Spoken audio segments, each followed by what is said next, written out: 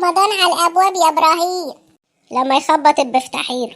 احنا هنبتديها بالاستظراف ولا ايه؟ ولا عايزاني اقول لك ايه؟ طيب انا عايزه فانوس يا ابراهيم. فانوس ايه يا حبيبتي؟ الفانوس ده للعيال الصغيره. وانا عجزت يعني؟ ما انا لسه صغيره، ولا انت ما بتفتحش نفسي ابدا في سنه من سنين رمضان؟ يعني هجيب لك ولا هجيب للعيال؟ وايه يعني لما تجيب لي وتجيب لي العيال؟ يعني انا ماليش نفسي انبسط وافرح. يا وليه فانوس ايه بس في الاسعار المولعه والدنيا اللي عماله تغلى كل يوم دي؟ اقعدي وانت ساكته.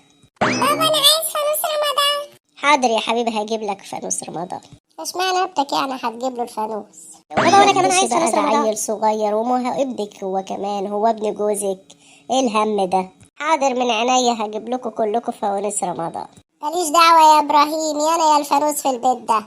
يا بقت كده يعني رابطه قعدك في البيت بالفانوس؟ طب ما فيش فانوس. اوعى يا واد انت كمان، انت لازق في قفايا كده ليه؟ يا ماما انت هتحطي همك فيا وانا جيت ناحيتك؟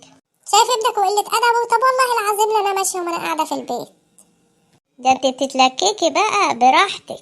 يا ماما هو عمل لك حاجه؟ وروني بقى هتقضوا شهر رمضان من غير ازاي، وهتحتاسوا ازاي؟ قولي يا علي يا وليه. طب هاتلي الفانوس وانا هقعد. حاضر هجيب لك الفانوس، ربنا يهديكي. ربنا يخليك لينا يا رب. ربنا يخليك يا بابا. ربنا يخليك لينا يا حاج. عارفه اكفي منين انا حكايه الفوانيس دي وباسعارها المولعه؟ البرطم تقول ايه؟ ابدا ولا حاجه، يلا بينا نجيب الفوانيس.